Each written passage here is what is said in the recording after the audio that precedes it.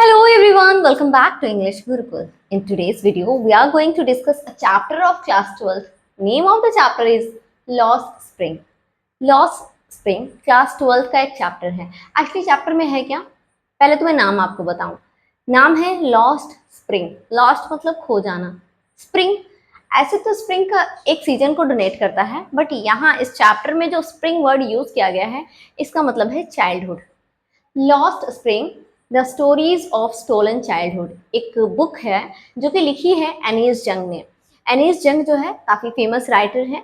वैसे तो ये इंडियन राइटर है, हैदराबाद से बिलोंग करती हैं, इनका जन्म हुआ था यहाँ पे. बट इन्होंने एक बुक लिखी है lost spring stories of stolen childhood. उसी बुक का एक एक्सट्रैक्ट है, मीन्स एक छोटा सा पार्ट यहाँ पे निकाला गया है जिसमें हम दो बच्चों के बारे में पढ़ते हैं.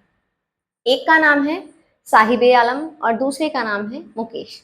साहिबे आलम और मुकेश दोनों ही बच्चे पॉवर्टी में बड़े होते हैं, बहुत गरीबी में बड़े होते हैं.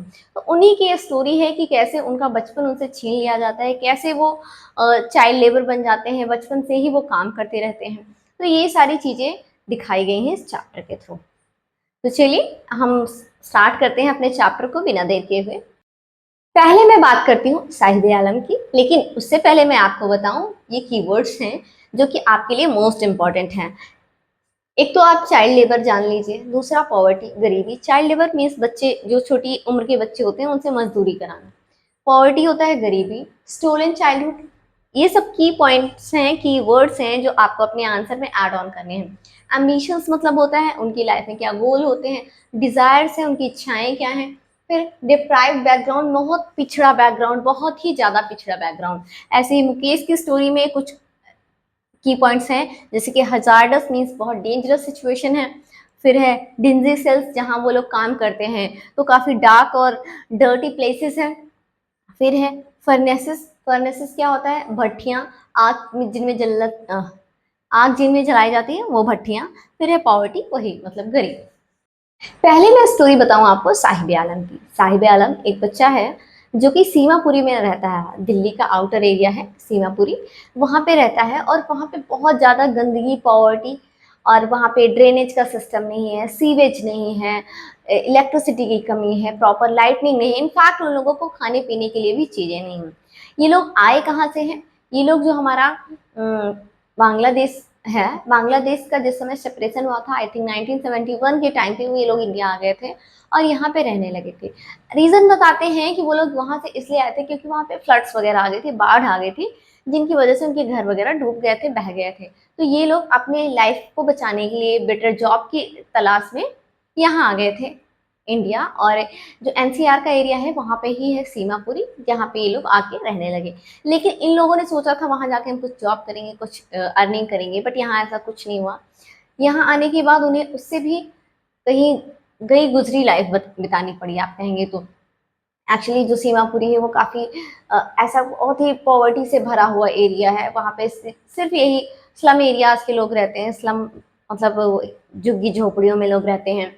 उन्हीं बच्चों में से वो बच्चे ना आपको दिखेंगे, मॉर्निंग में एक लाइन यूज़ करी गई है, मॉर्निंग बर्ड्स की तरह दिखते हैं, आफ्टरनून में वो गायब हो जाते हैं. तो यही सारे बच्चे हैं. सुबह में एक लाइन से आपको दिखेंगे इतने सारे छोटे छोटे बच्चे अपना थैला लेके, रैक पिकिंग का ये लोग काम करते हैं, कूड़ा बीनने का काम करते हैं. तो वहाँ ये अपना बैग लेके आते हैं, प्लास्टिक की चीज़ें उठा के रखते हैं. कूड़ा कचरे में जो भी उनके काम की चीज़ें होती हैं वो सब निकाल लेते हैं. सम टाइम उन्हें उसमें 1-2 रुपीज़ कॉइन भी मिल जाते हैं, सम टाइम 10 रुपीज़ मिल जाते हैं. तो वो चीज़ें इतनी इतने ये लोग खुश होते हैं वो चीज़ें पाके कि उसे वो लोग गोल्ड से कंपेयर करते हैं. एक्चुअली वो रियल गोल्ड नहीं पाते हैं, गोल्ड मतलब सोना ही नहीं है, बट इस चैप्टर में वर्ड गोल्ड यूज़ किया गया है. गोल्ड का मतलब होता है वही जो कूड़े कचरे से ये लोग अपने काम की कुछ चीज़ें पा जाते हैं ना, दैट इज कॉल्ड गोल्ड. फिर क्या होता है, एक दिन जो हमारी ऑथर हैं वो मिलती हैं साहिबे आलम से, क्योंकि वो रोज़ मॉर्निंग वॉक पे जाती थी तो रोज़ वो बच्चों को देखती थी. एक दिन वो साहिबे आलम से टकरा जाती हैं और पूछती हैं कि तुम्हारा नाम क्या है? तो वो बताता है साहिबे आलम. अच्छा, जब उसका नाम बताता है साहिबे आलम, तो नाम उसका साहिबे आलम मीन्स पूरी दुनिया में राज करने वाला, लेकिन है वो बहुत ही गरीब बच्चा. तो यहाँ पे उसके नाम में आयरनी शो की गई है. क्वेश्चन आपसे पूछा जाता है कि what is the irony here in Sahibe Alam's name. तो साहिबे आलम के नेम में क्या आयरनी है? आयरनी मतलब होता है वही व्यंग करना, जिसको हिंदी में कहते हैं. आयरनी ये है कि उसका नाम है Sahib Alam, it means ruler of the world, पूरी दुनिया में राज करने वाला, लेकिन एग्जैक्टली वो क्या है, एक बहुत ही गरीब बच्चा है। तो जब उससे पूछते हैं तुम्हारा नाम क्या है, तो नाम बताता है कि मेरा नाम है साहिब आलम।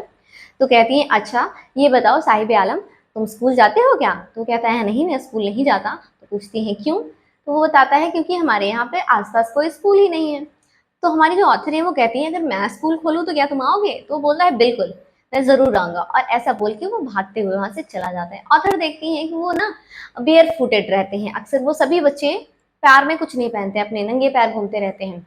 एक दिन जब ऑथर उससे पूछते हैं, एक्चुअली क्या होता है ना, तुरंत नहीं पूछते हैं, 2-4 दिन बाद, करीब महीने भर बाद दोबारा ऑथर उस बच्चे से टकरा जाती हैं साहिब आलम से, और साहिब आलम उनसे पूछ लेता है कि क्या आपका स्कूल बन गया, मैं कब से आऊँ पढ़ने? तो इस बात पे जो हमारी ऑथर है वो काफ़ी सहम सी जाती हैं कि मीन्स मैंने एक ऐसा प्रॉमिस कर दिया उस बच्चे को जो मैं पूरा नहीं कर सकती। तो इन्हें काफ़ी अफसोस होता है। फिर थोड़ी देर बाद उन्हें रियलाइज होता है कि ऐसे बहुत सारे प्रोमिसेस इन बच्चों से बहुत लोग करते होंगे, तो इन बच्चों को भी आइडिया हो गया है अब तक, वो भी किसी से उम्मीद नहीं लगाते होंगे। ऐसा होने के बाद एक दिन वो पूछती है, क्योंकि इनका डेली का आना जाना होता है उसी स्ट्रीट से, तो एक दिन साहिब आलम से पूछती है कि तुम स्लीपर्स क्यों नहीं पहनते हो, ऐसे चप्पल क्यों नहीं पहनते हो, ऐसे रंगे पैर क्यों घूमते रहते हो? तो वो कहता है कि मेरी जो मम्मा है ना, उन्होंने स्लीपर्स को उठा के ऊपर अलमीरा में रख दिया है और वो निकालती नहीं वहां से। तो ऑथर कहती है अच्छा। फिर वो कहता है अगर वो निकाल भी दे ना तब भी मैं ना पहनूं। क्यों ना पहनूं? क्योंकि वो दोनों ना मैच नहीं करती, मिसमैच करती हैं, एक दूसरे तरह की है, एक दूसरे तरीके की है। तो इस तरह की स्लीपर्स पहनने से अच्छा मैं ऐसे ही रहूं। तो ऑथर जो है वो कहती है, अपने हिसाब से वो बता रही हैं कि शायद ये उन लोगों का ट्रेंड हो, ट्रेडिशन हो उन लोगों का, क्योंकि सारे बच्चे जो है ना वो बेयर फुट रहते हैं, मीन्स नंगे पैर रहते हैं। तो कहती है कि हो सकता है ये उन लोगों का ट्रेडिशन हो कि नंगे पैर ही रहना है। जब भी आप देखोगे ऐसे फुटपाथ पे बच्चों को रैक पिकिंग करते हुए, तो आप देखोगे कि वो बेयर फुटेड ही रहते हैं, अक्सर वो नंगे पैर ही रहते हैं। लेकिन फिर ऑथर ये भी कहती हैं कि ये तो सिर्फ मैं अज्यूम कर रही हूँ कि शायद उनका ट्रेडिशन है, बट ऐसा नहीं है, हो सकता है वो पॉवर्टी की वजह से ऐसा कर रहे हैं। ठीक है, ऐसा भी ऑथर कहती हैं। साथ साथ वो ये भी बताती हैं कि सीमापुरी जो है इतना स्लम एरिया है, मीन्स वहाँ पे इतनी पॉवर्टी है, ड्रेनेज सिस्टम अच्छा सा नहीं है, सीवेज की कोई फैसिलिटी नहीं है, इनफैक्ट किसी भी तरह की कोई फैसिलिटी नहीं। वो जो लोग वहाँ आके रह रहे हैं ना, बांग्लादेश से जो आए हुए लोग वहाँ रह रहे हैं, उन लोगों के लिए भी ना वहाँ पे खाने पीने की व्यवस्था नहीं है, वोटर आईडी नहीं है उन लोगों के पास। लेकिन फिर ऑथर बताती है कि वोटर आईडी की उन्हें नीड ही क्या है, उन्हें अभी खाने की नीड है जो कि है नहीं उनके पास। तो ऐसे करके ये चैप्टर चलता है। फिर ऑथर किसी काम में बिजी हो जाती है, काफी टाइम बाद वो साहिब आलम से मिलती हैं। तो इस बार वो देखती हैं कि साहिब आलम जो अपना रैक पिकिंग का वो जो थैला था ना उसके साथ नहीं मिलता उन्हें, वो उन्हें मिलता है एक स्टील के कैनिस्टर के साथ। स्टील का कैनिस्टर होता है और वो लेके जा रहा होता है एक चाय की शॉप पे। तो ऑथर उससे पूछती है कि where is your bag, means वो बैग कहाँ है तुम्हारा? तो कहता है कि अब मैं ना ये स्टील का कैनिस्टर लेके चलता हूँ और मेरी ना जॉब लग गई है। तो एक चाय की दुकान है जहाँ पे मेरी जॉब लग गई है और मुझे 800 रुपीज़ पर मंथ मिलते हैं, साथ ही साथ मुझे 2 टाइम्स का खाना भी मिलता है। तो 2 वक्त का खाना भी मिलता है और मुझे 800 रुपीज़ भी मिलते हैं। बट ऑथर यहाँ पे रियलाइज करती हैं कि जो हमारा साहिब आलम है, अभी तक वो बिल्कुल फ्री रहता था, रिलैक्स रहता था, अपना बैग जो है लेके घूमता रहता था, बिल्कुल बिल्कुल एकदम आज़ाद था। लेकिन अब ऐसा नहीं है, अब वो किसी के अंडर काम कर रहा है, अब वो किसी का नौकर बन गया है, अब वो अपने मन का मालिक नहीं रहा है। तो इस तरीके से वो जो है कैसे चाइल्ड लेबर में इन्वॉल्व हो गया है। ये सभी चीज़ें जो हमारी ऑथर हैं वो देखती हैं, और यही सब चीज़ें इन्होंने लिखी हैं साहिब आलम के लिए। ऐसा सा ही एक दूसरा चैप्टर है जिसका नाम है, ऐसा सा ही एक दूसरा पार्ट है इसी का, जहाँ पे आप मिलोगे मुकेश से। मुकेश जो कि फिरोजाबाद में रह रहा है, करता क्या है, बैंगल मेकिंग करता है। एक्चुअली जो मुकेश है, फिरोजाबाद क्योंकि चूड़ियों के लिए बहुत फेमस है, आप सभी को पता होगा। तो फिरोजाबाद में क्या होता है, वहाँ पे चूड़ियाँ बनती हैं, तो ऐसी बहुत सारी फैमिलीज होती हैं जो उसी काम में लगी रहती हैं, क्योंकि उन लोगों को पता है कि मेरा ट्रेडिशन ही यही है, मेरी परंपरा यही है, मेरा जॉब ही यही, मुझे यही करना है। कभी भी कोई भी उस चीज़ से बाहर निकलने की कोशिश नहीं किया।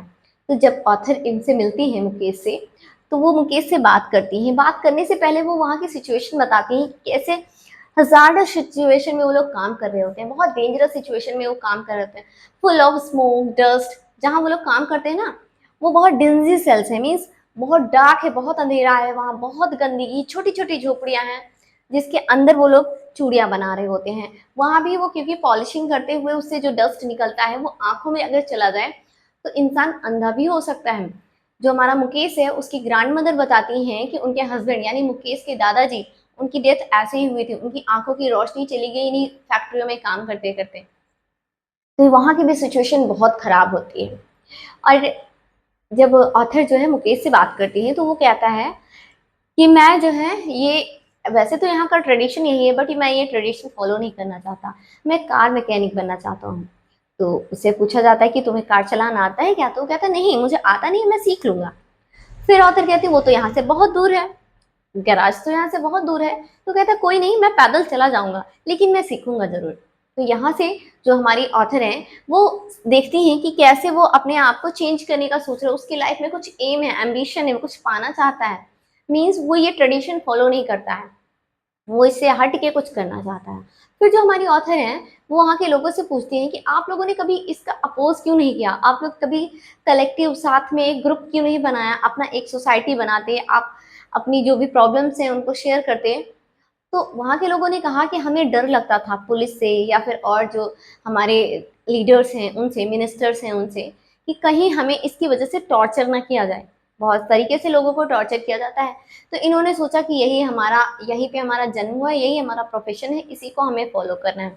इसीलिए जो हमारा फिरोजाबाद में जितने भी लोग रह रहे होते हैं जो बैंगल मेकिंग में इन्वॉल्व होते हैं, वो कभी कोई अपने लिए कोई कदम ही नहीं उठाते हैं, अपने लिए कोई डिसीजन ही नहीं ले पाते। तो ऐसी सिचुएशन होती है मुकेश के साथ। दोनों स्टोरीज काफी सिमिलर हैं। दोनों ही जगह बहुत ज्यादा पॉवर्टी दिखाई गई, बहुत ज्यादा गरीबी दिखाई गई है। किसी भी तरह की फैसिलिटी ना तो साहिब आलम को मिल रही थी और ना ही मुकेश को मिल रही थी। दोनों में डिफरेंस ये था कि मुकेश की लाइफ में कुछ एम्बिशन था, साहिब आलम जो है वो अभी किस में इन्वॉल्व हो गया था, चाइल्ड लेबर में, वो किसी के अंडर काम करने लगा था, चाय की सर्विस करने लगा था वो। तो वहाँ पे एक शॉप पे काम करने लगा था वो। और मुकेश अभी यहाँ पे काम कर रहा था बट उसकी लाइफ के कुछ एम्बिशन थे, वो एक कार मैकेनिक बनना चाह रहा था। तो इस तरीके से दोनों चैप्टर एक दूसरे से सिमिलर है और इस तरीके से दोनों में डिफरेंस है। आई होप कि मैंने चैप्टर की समरी आपको ब्रीफली बताई है बट अच्छे से आपको समझ में आया होगा। आज के लिए बस इतना ही। वीडियो अच्छा लगा है तो प्लीज़ वीडियो को लाइक करें, चैनल पर पहली बार विजिट कर रहे हैं तो चैनल को सब्सक्राइब करें, और हाँ, इसे ज़्यादा से ज़्यादा शेयर करें अपने फ्रेंड्स और फैमिली के साथ। मिलते हैं हमारे नेक्स्ट वीडियो में। Till then bye bye.